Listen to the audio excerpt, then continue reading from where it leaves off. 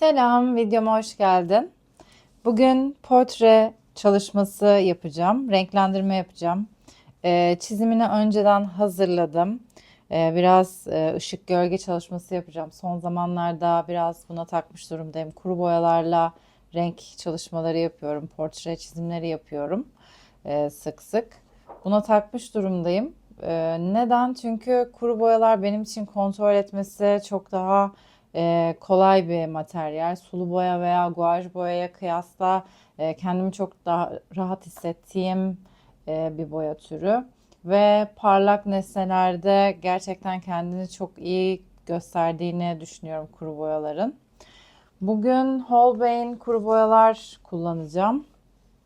İçerisinde hem pastel tonları var, hem koyu tonlar var. Renklendirmede bunları kullanacağım. Etkisini çok seviyorum. Genelde çoğu kremsi yapıda oluyor. Bir de elimde Rembrandt'ın kuru boyaları var. Bunları daha çok çizim eskizi yaparken kullanıyorum. Bu eskizi Rembrandt Lyra kalemle yaptım. Şu Burnt Carmine rengiyle yaptım. Çok daha kuru olduğu için eskizde daha iyi sonuç veriyor. Çünkü Holbein kremsi yapısıyla biraz dağılma ve yayılma eğilimi gösteriyor. Bu benim için kullanması daha rahat ama tabii ki iki markadan da kullanabilirsiniz eskiz için. Boyamaya taban rengi vererek başlıyorum. Yan tarafa da koydum çizdiğim portreyi. Biraz soluk renkler görüyorum. Yani maviye yakın tonlar görüyorum. O yüzden en alt rengini maviyle boyayacağım.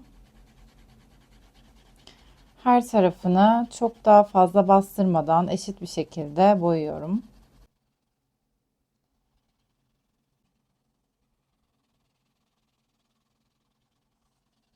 Taban rengi verdikten sonra portredeki gölgelerin yerlerini belirleyeceğim. Aslında bunu taban rengi yapmadan önce vermem gerekiyordu ama tamamen unutmuşum.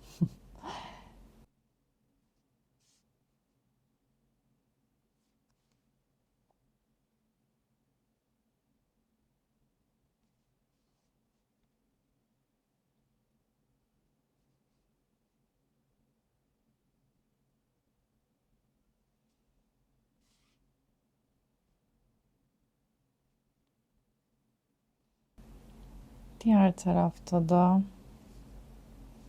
şöyle kaşla göz arasında gölge görüyorum. Ya basitçe koyu olan yerleri çok da kalemle bastırmadan işaretliyorum. Ki boyarken işim daha kolaylaşsın. Bir de burnun altında gölge var. Burayı da belirleyelim.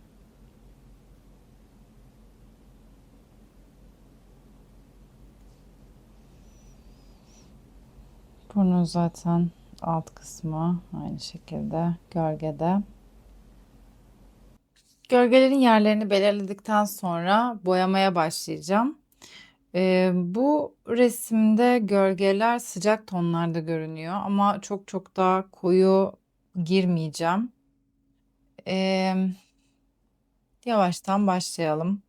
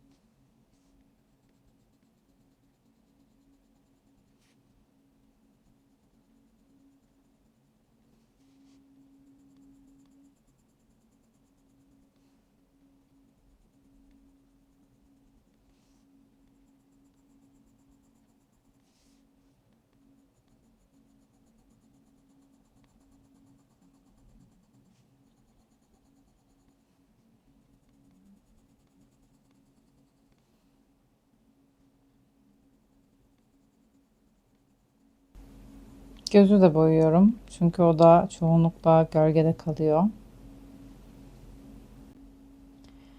Teni boyamaya devam etmeden önce hafifçe saçı da boyamaya başlıyorum. Bu benim her zaman yaptığım bir şey değil. Genelde yüze çok fazla odaklanıp saçı boyamayı unutuyorum kendi yaptığım çalışmalarda. O yüzden ikisini denk götürmeye çalışacağım. Saç da tenden oldukça koyu renkte. O yüzden gölgeleri yaptığım renkle boyuyorum. Çok detaya girmeyeceğim. Sadece kabaca boyuyorum şimdilik. Renklendirdikçe zaten gölgesi ve ışığın olduğu yeri yavaş yavaş belli etmeye başlayacağım.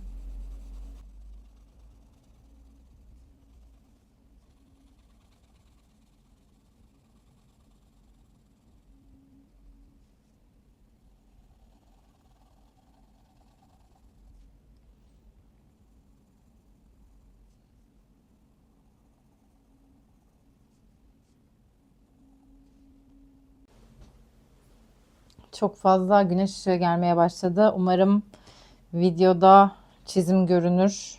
Çok fazla parlama yapmaz. Şimdi asıl ten rengine geçeceğim.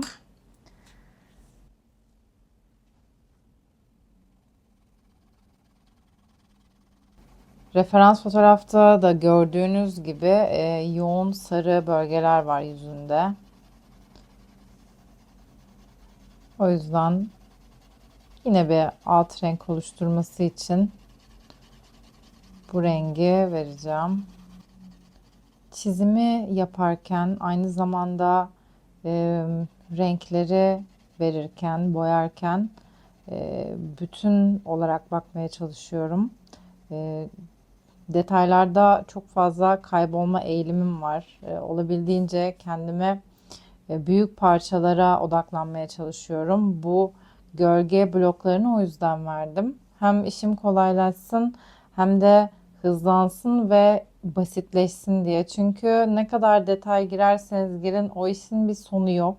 Bir yerde bitmek zorunda ve istediğiniz kadar detay vermeye devam edebiliyorsunuz çiziminize. Ama benim gözlemlediğim kadarıyla en azından bende böyle oluyor. Ne kadar fazla ıncık bıncık detay girersem çizim o kadar komplike ve özgünlükten çıkıyor açıkçası. Hani ultra gerçekçi yapmaya çalışmanın çok da bir anlamı yok bence.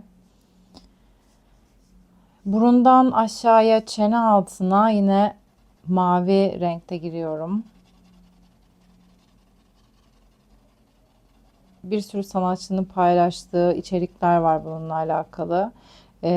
Burundan aşağı çene kısmında deri ince olduğu için renk tonu maviye yakın görünüyor.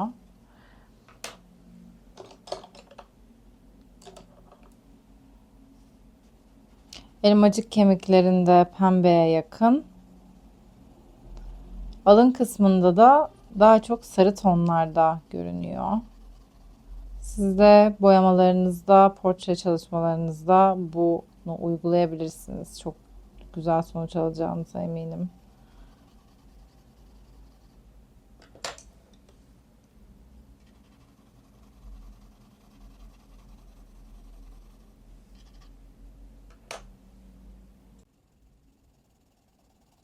Saça biraz detay girmeye başlayacağım.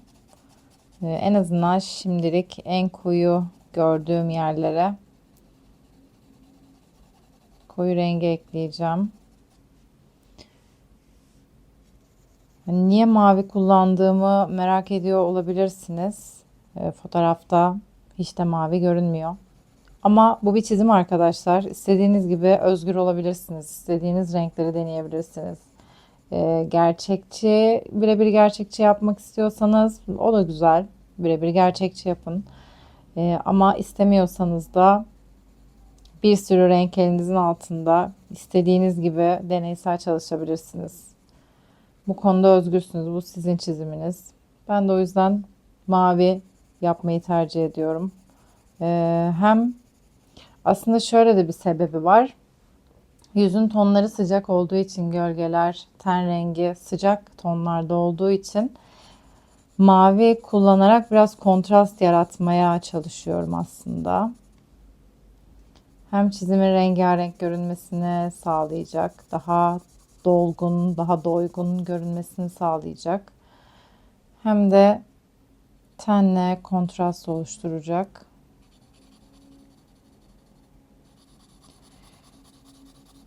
Pratik yaparken çok fazla izlediğim sanatçılar var. Mesela bunlardan biri Chris Hong Art.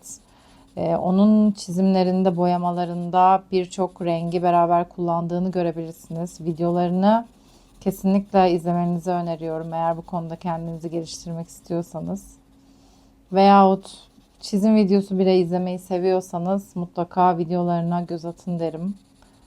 Gerçekten işini iyi biliyor. Aynı zamanda Emrule Arts, umarım doğru söylemişimdir. Onun da çizimlerini çok seviyorum. O da kuru boyayla çok çok çizimler yapıyor. Farklı çizimler yapıyor. Hem kendi tasarladığı karakterler var. Hem de aynı zamanda parlak objeler boyadığı videoları var. O çizimlerine bayılıyorum. Onlara bakabilirsiniz.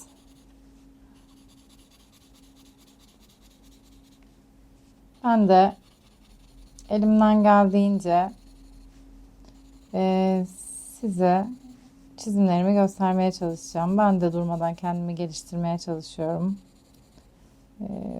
Umarım siz de buna tanıklık edersiniz benimle beraber. Işık gördüğüm alanlarda ışığı bıraktım. Hatta şuralarda ışıklı alanlar varmış. Onları gözden kaçırdım. Hata yapabilirsiniz arkadaşlar. Elinize silgiyi alıyorsunuz ve siliyorsunuz. Bu kadar basit. Hata yapmaktan korkmayın. Tekrardan boyayalım. Sildiğiniz için şimdi katmanlar kayboluyor. O yüzden yine aynı renklerde katman katman orayı boyayarak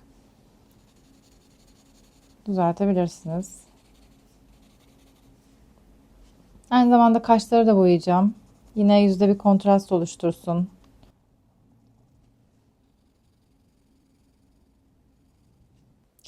Arkadaşlar bir önceki sahneye göre ışık bayağı bir değişti.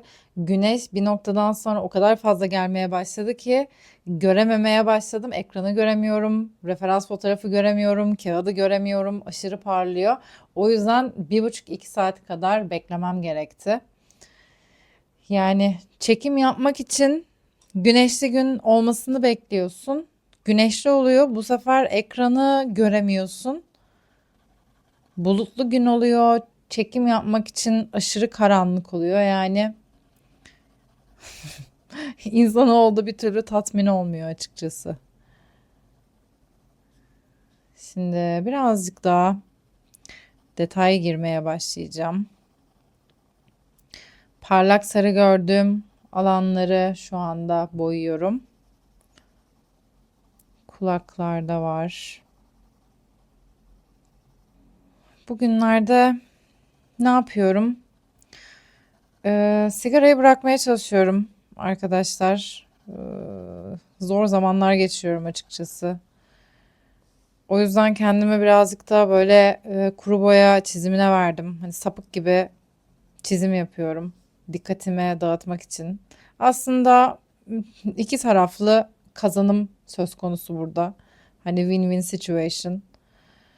Ee, Hem dikkatimi dağıtmış oluyorum, hem de kendime geliştirmiş oluyorum. Ama gerçekten bir bağımlılıktan kurtulmak zor yani. Hani içmeyin arkadaşlar. Bırakması sonrasında gerçekten çok çok çok zor oluyor. Onun dışında ne yapıyorum? İşte dizi izliyorum. Bu aralar HBO'da yayınlanan Pitt dizisine sardım. Hakikaten çekimleri çok güzel, oyunculuklar şahane. Ona bakıyorum arada. Evet, genel gördüğüm sarı alanları boyadım sayılır. Şöyle şuralara da birazcık ağırlık verelim. Diğer kulağa da. Yüzün sağ tarafında şu bölgede biraz gölge var. Onun için Ash Rose rengini kullanacağım. Bakalım nasıl olacak. Hatta dudakları da girelim. Zaten pembe alt tonlu bir renk.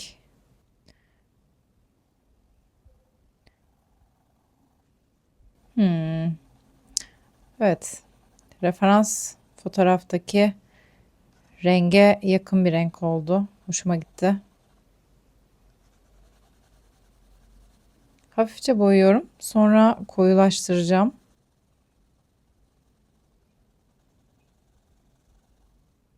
Şurada mesela gördüğünüz şu kısımda referans fotoğrafta görebilirsiniz. Burası bir hayli açık. O yüzden şu kısmı koyulaştıracağım.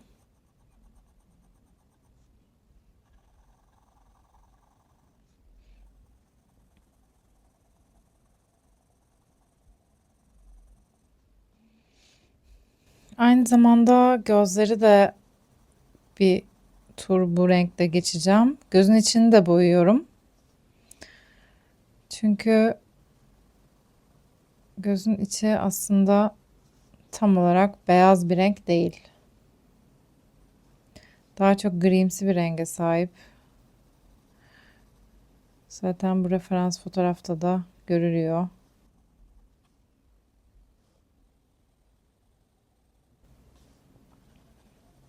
Göz altlarına da yine aynı renkte geçiyorum. Genelde hep yüzün açısına göre boyamaya çalışıyorum. Biraz daha gerçekçilik katıyor açıkçası öyle olunca.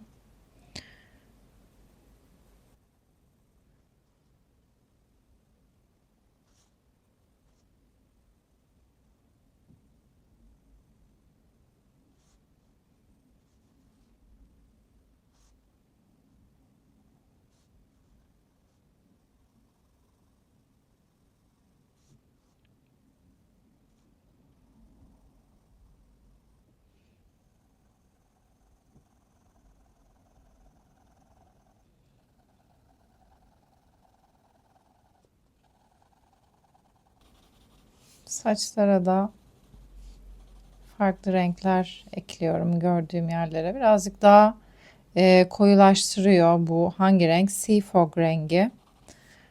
Bir tık daha böyle daha koyu gördüğüm yerlere hafif hafif ekliyorum.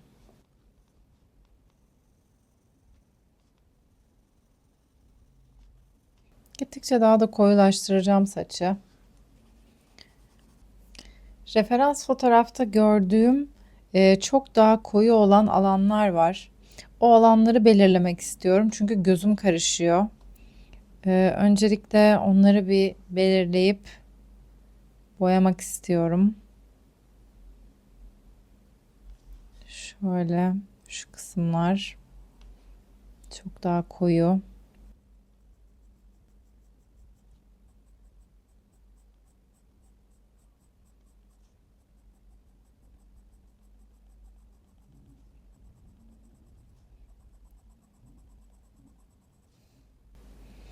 Gözün üst kısmı bir hayli koyu.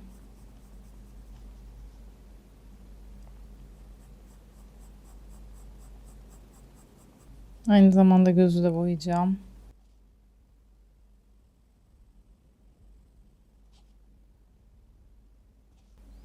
Yine bütün görmeye çalışıyorum. Çok detaya girmeden.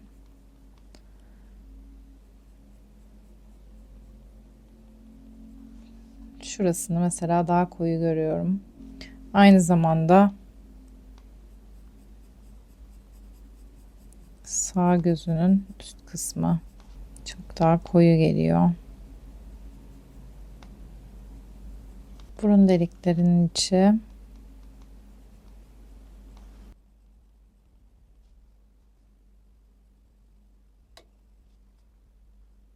Yine unutmadan saçlara geliyorum. Dediğim gibi portreyi boyarken dikkatim çok dağılıyor. Bu kısım hep unutuyorum.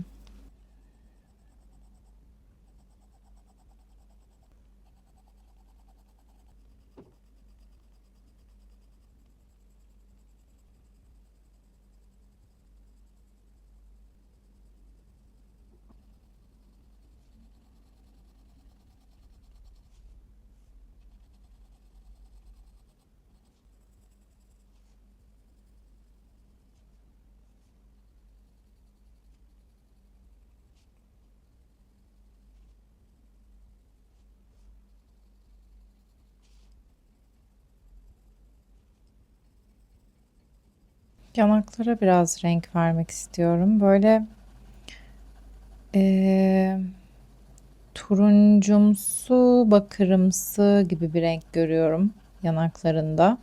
Birazcık pembeyle de destekleyeceğim ama öncelikle şöyle bir renk geçmek istiyorum. Buruna da.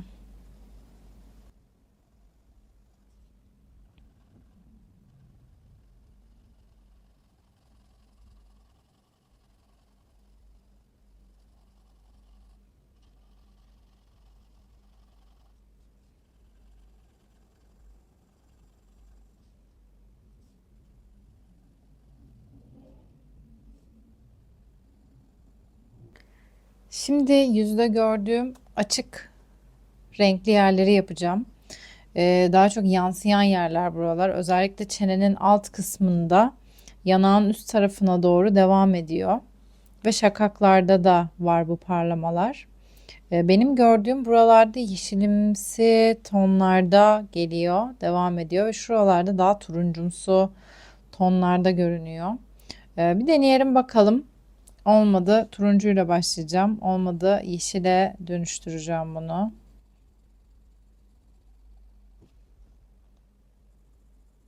Burada ince olarak devam ediyor. Kulakta da yansımalar var. Gördüğüm kısımları ekleyeceğim. Gözde aynı şekilde.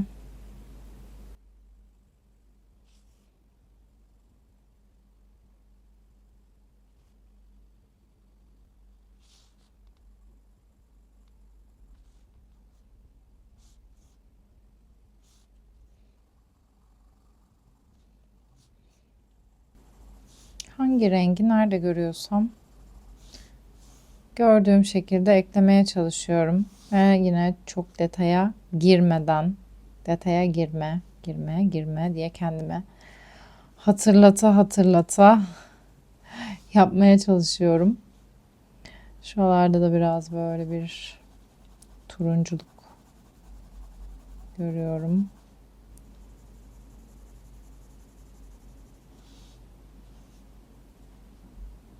Burnun altında özellikle bolca yansıyan bir ışık var.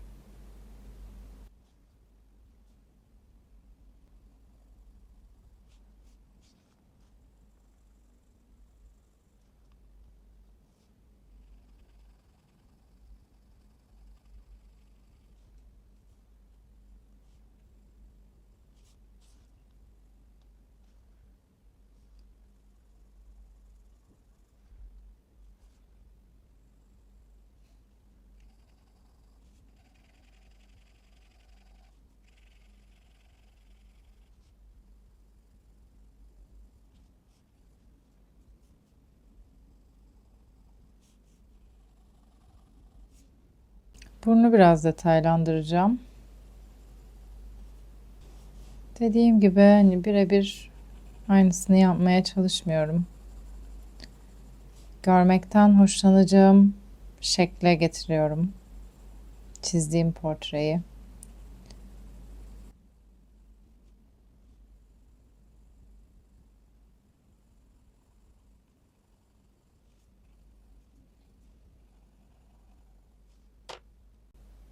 Kork rengiyle biraz gölgeleri ve ışıkları kaynaştıracağım.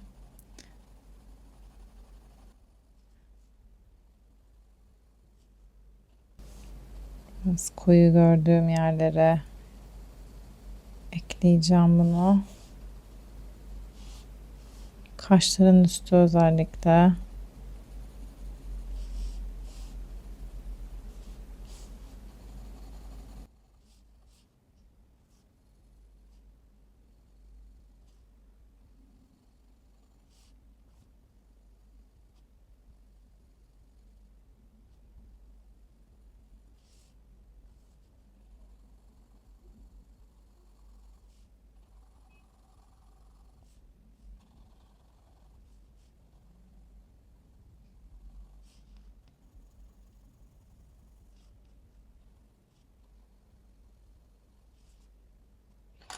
Belli başlı gördüğüm yerleri birazcık daha koyulaştırıyorum. Özellikle burnu ortaya çıkarmak için şu kenarına biraz koyuluk ekleyeceğim. Aynı zamanda şu tarafına.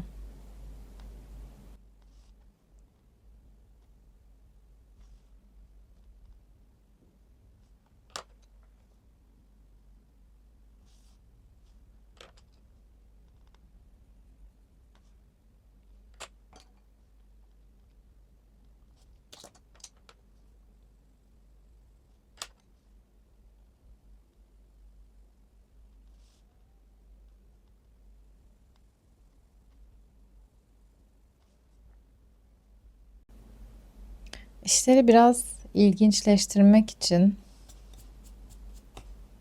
şu burun altı kısmını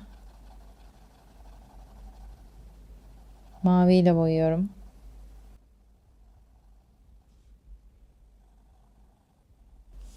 Bence resmi de oradan ortaya çıkaran bir şey bu.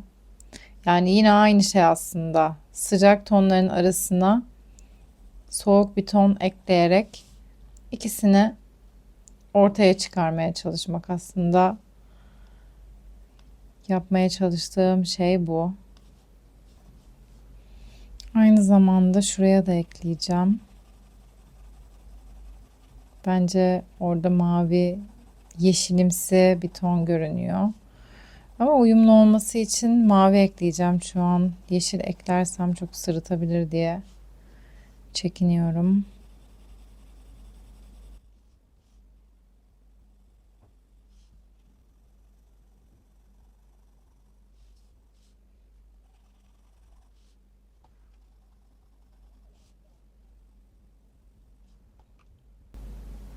Evet, şuraya da biraz ekleyebilirim.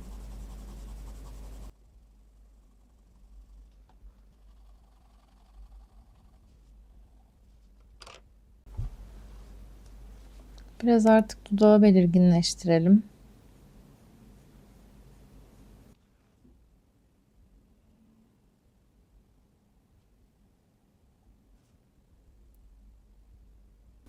Üst tarafı tamamen gölgede kalmış. Oldukça koyu bir renk.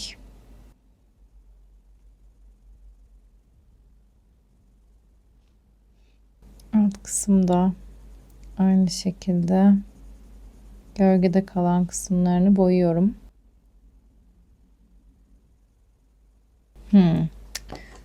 Gördüğünüz gibi birazcık yanlış boyadım. Sıkıntı yok, siliyoruz. Şöyle. Hı.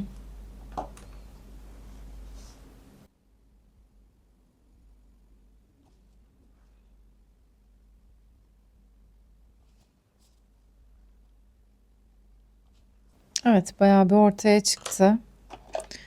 Biraz solgun bir pembe bulabilirsem alt kısımlara da ekleyelim.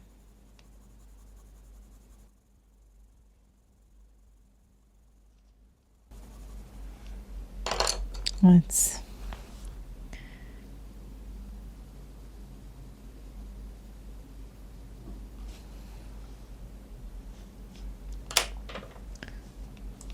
Şurada biraz parlak turuncu görüyorum yine. Evet.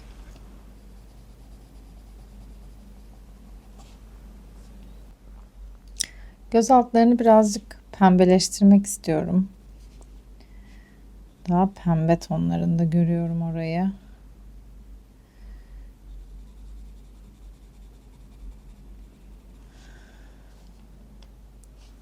Üst kısımlara da öyle.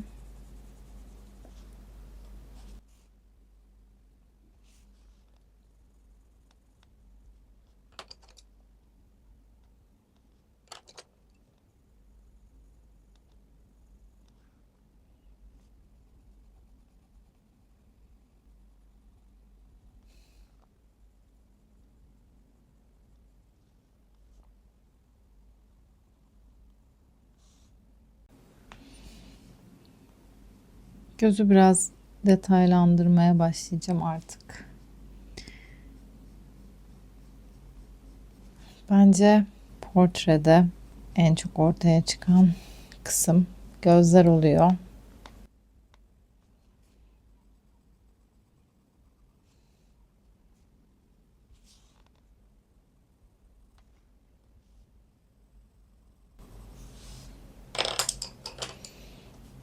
Biraz kızılımsı gibi görüyorum bu gölgeyi. O yüzden azıcık ekleyeceğim. Hı hı.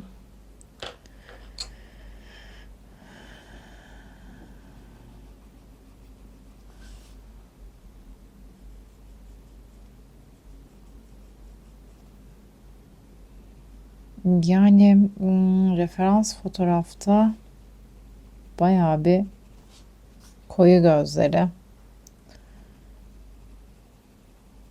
Ben de ona uygun olarak koyulaştıracağım ama göz bebeklerinin biraz belirgin olmasını istiyorum. Bu tarafta da öyle biraz koyulaştıralım. Renklerin kaynaşması için yine krem rengi kuru boyayla üstünden geçiyorum.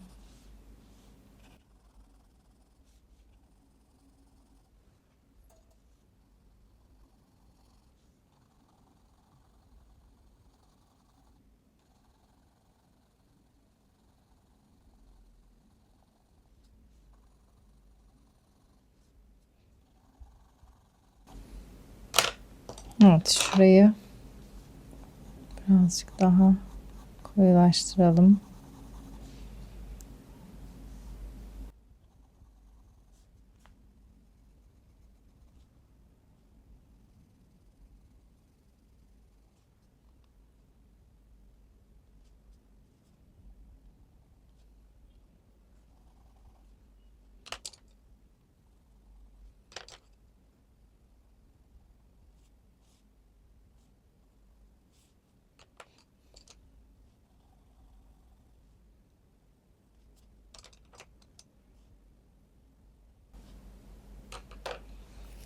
Evet, şimdi ne yapabiliriz?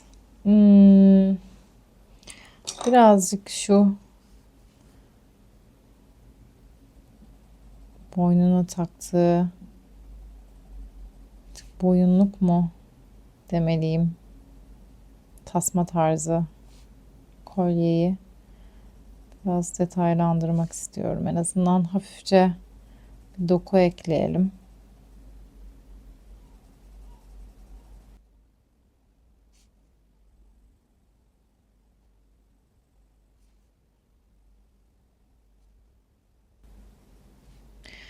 Küpelerini eklemedim çünkü odaklandığım nokta portreydi.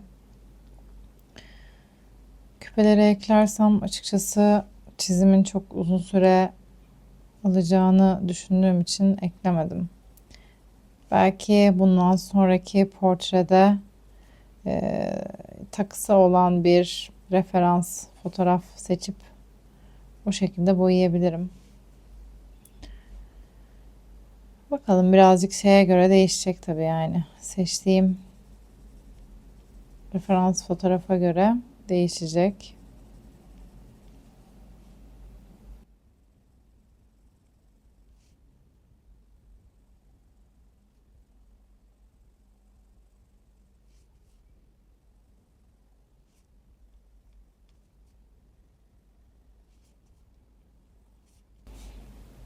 Evet.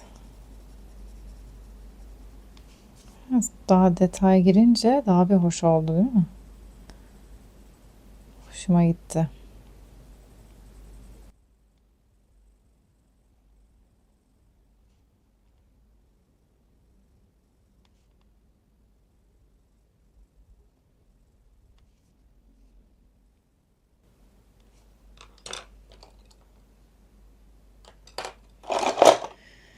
Biraz daha hafif bir kahve arıyorum. Şununla biraz deneyelim. Bakalım.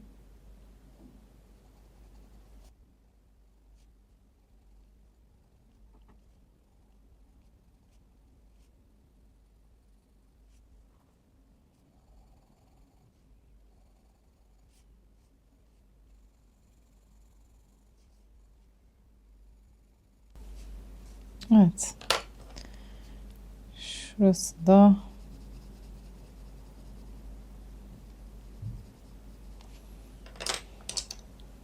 boynunun bir kısmı. Şöyle hafif renklendirelim.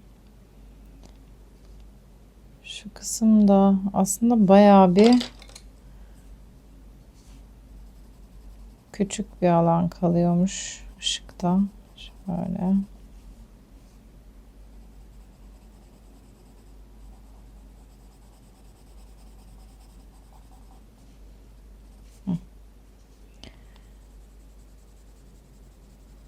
Evet, saçı yine unuttuk arkadaşlar. Ben size demiştim ama unutuyorum diye.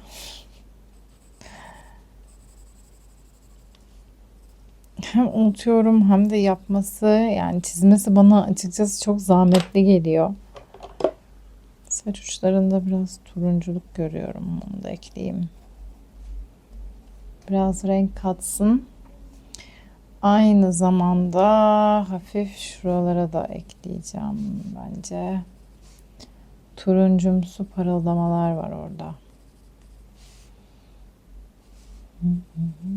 Şuralarda.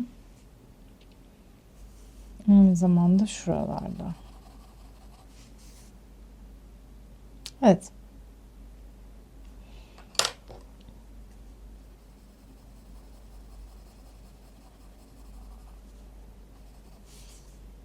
Çizim çoğunlukla bitti gibi. Şöyle birazcık parlaklık ekleyelim üstü daha. Hı hı. Aynı zamanda buruna. Biraz göz altlarını da koyulaştırmak istiyorum.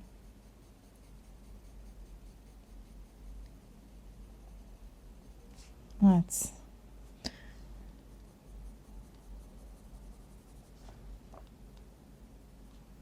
Şöyle yönüne göre yapalım.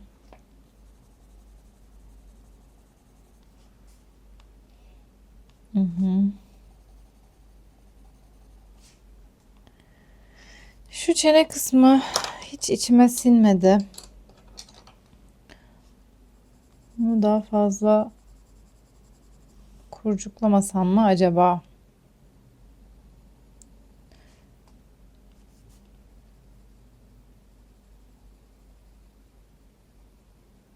Biraz koyulaştıralım.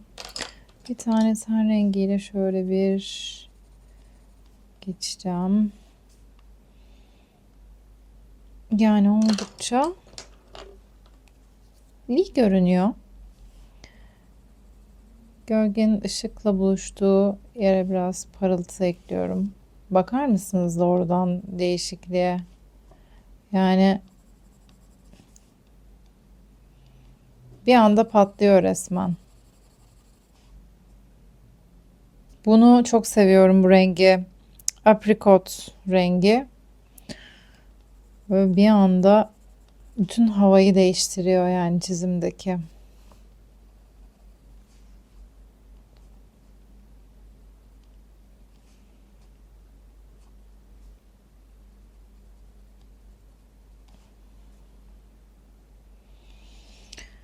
Üç aşağı beş yukarı çizim bitti gibi.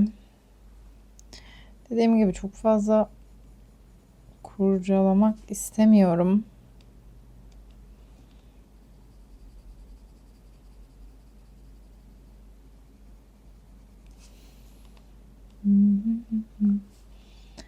Evet, biraz şu kısımda da gölge var. Bir de dudak kenarlarını şöyle bir belirginleştirelim. Biraz da gölgesini ekleyelim.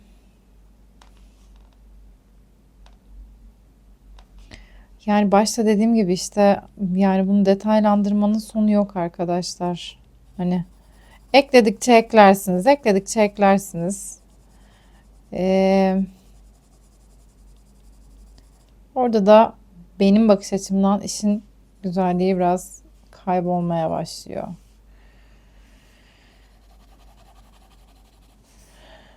Biraz daha saçı koyulaştıracağım. Gördüğüm yerlere.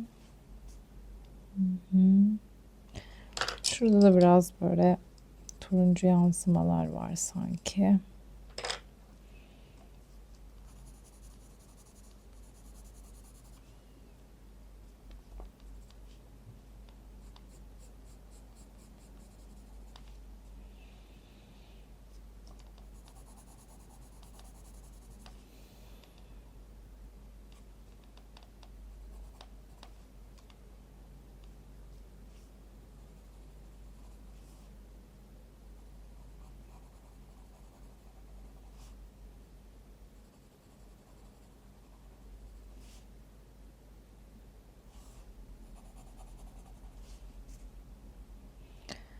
Evet. Şu anda elimden gelenin en iyisi bu. Daha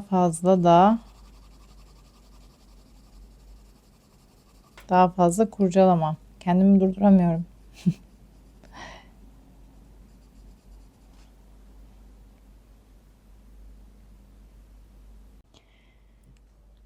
Evet, çizimin sonucu böyle oldu.